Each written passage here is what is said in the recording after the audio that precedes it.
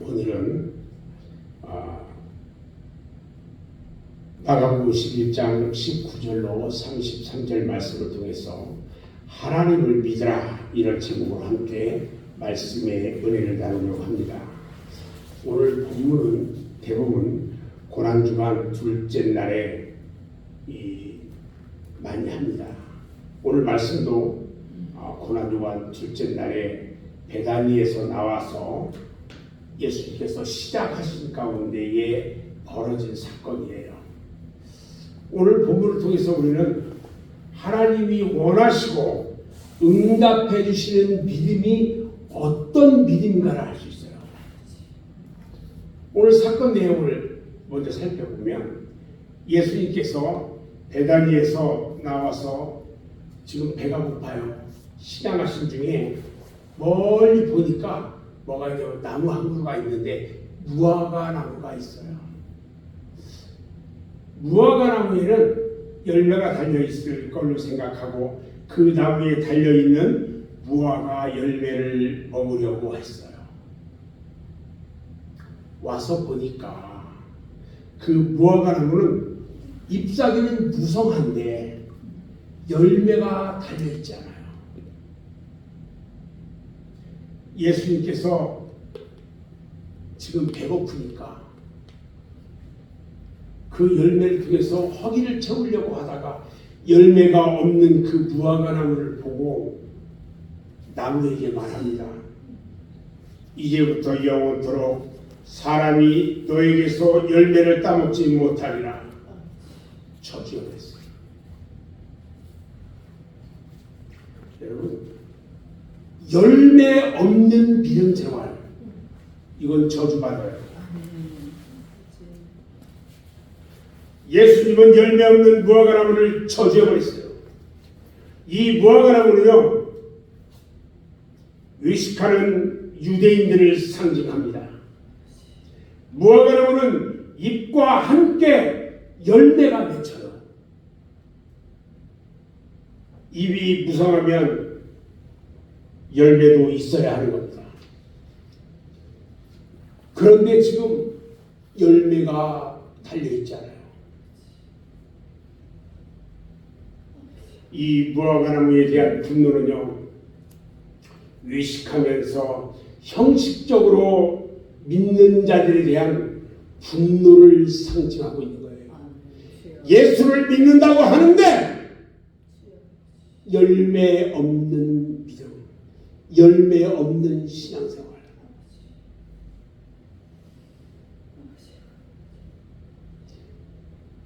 우리는 잘 알아야 돼요.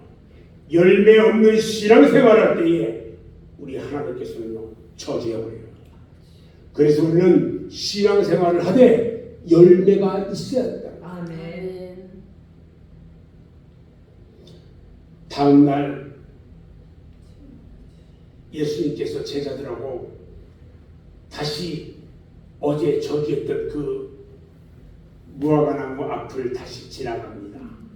지나가는데 제자들이 어제 예수님이 말씀하시던 그 무화과 나무가 딱 보니까 어제하고 달라요. 어떻게 다른가 봤더니 무화과 나무가 뿌리까지 말라버렸어요. 그것을 발견합니다. 여러분, 예수님께서는요, 무화과 나무도 마르게 하시고 산을 들어 바다에 던질 수도 있는 분입니다. 아멘. 그런 능력의 주님이세요. 아멘. 오늘 본문 11장 22절 말씀에 예수께서 그들에게 대답하여 이르시되 뭐라고 그랬어요? 하나님을 믿으라 이렇게 말씀하셨어요. 우리는요, 하나님의 존재와 능력에 대해서 믿어야 하는 겁니다. 아멘.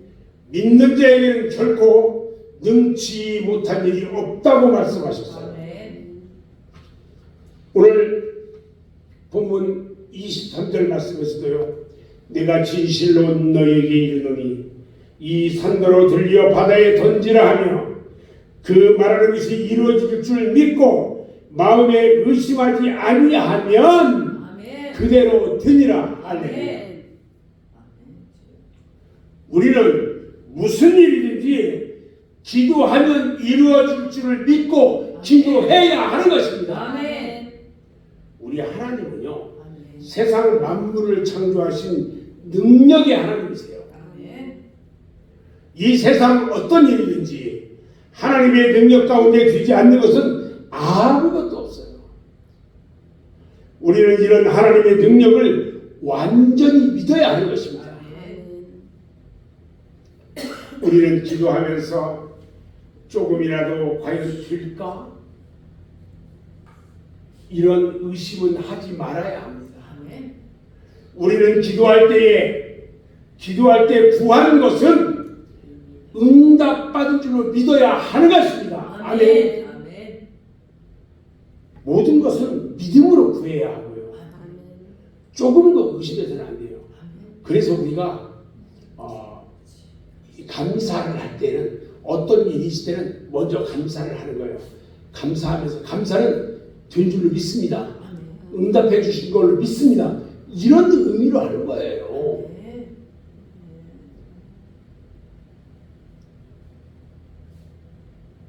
감사한 거 말아 그러니까 그것도 어려워서 못 하시는 분들 마음이 아프죠. 이번에 생일 나간 이 집사님이 생일감 상급을 하셨어요.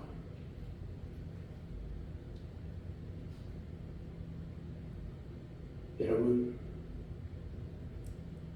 우리가 믿는 사람은요, 어떤 일을 행하면서 기도할 때는요, 내가 하나님 앞에 기도하는 이 기도는 응답되어진 줄로 믿고 기도하는 거예요. 아멘. 참 믿음이에요. 우리가 기도하면서 과연 될까? 과연 될까? 이런 의심하는 순간에 안 돼요.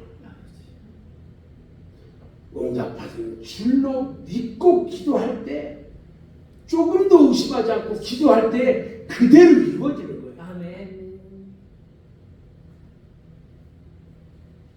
어느 권사님이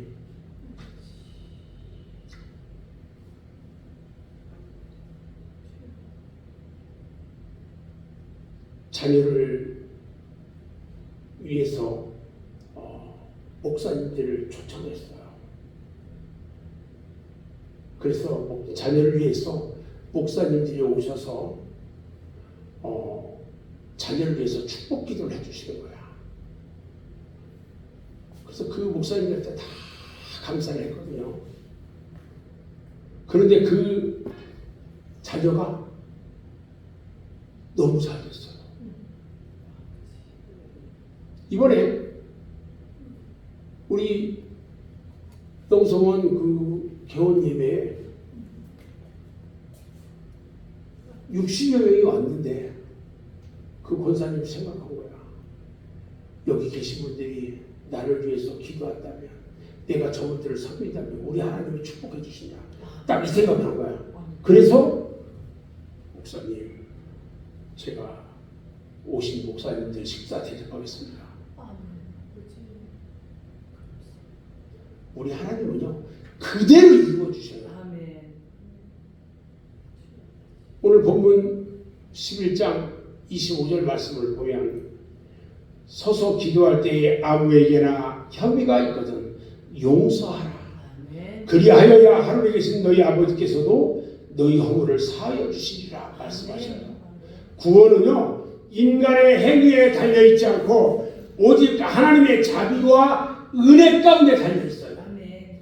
내가 반드시 이 은혜와 자비를 받기를 원한다면 은혜와 자비를 베푸는 일로서 하나님의 자비를, 은혜와 사모하고 사랑하는 마음을 내가 먼저 보여야 한다는 거예요. 아멘. 하나님께서는요, 우리와 화목하기를 원하실 뿐만 아니라 우리와 모든 사람들과의 화목도 원하시는 분이에요.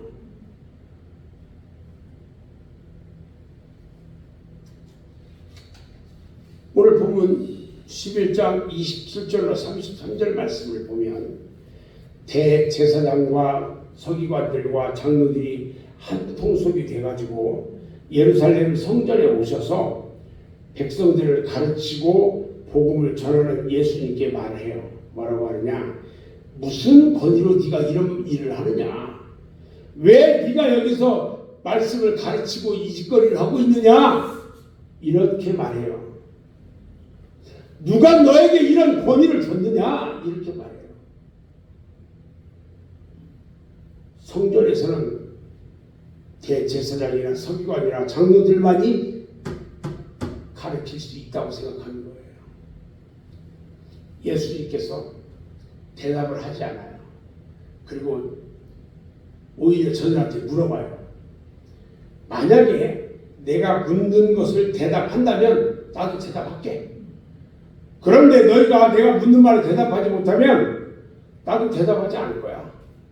그러면서 물어봐요. 30절에 요한의 세례가 하늘로부터냐 사람으로부터냐 대답해봐라.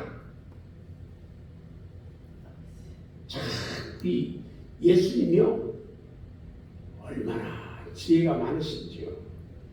저들이 대답을 하기가 참으로 어려운 질문을 해요. 만약에 하늘로부터다 이렇게 말하면은 왜 그를 믿지 않고 세례가 죽였느냐 이렇게 말할 것이고요.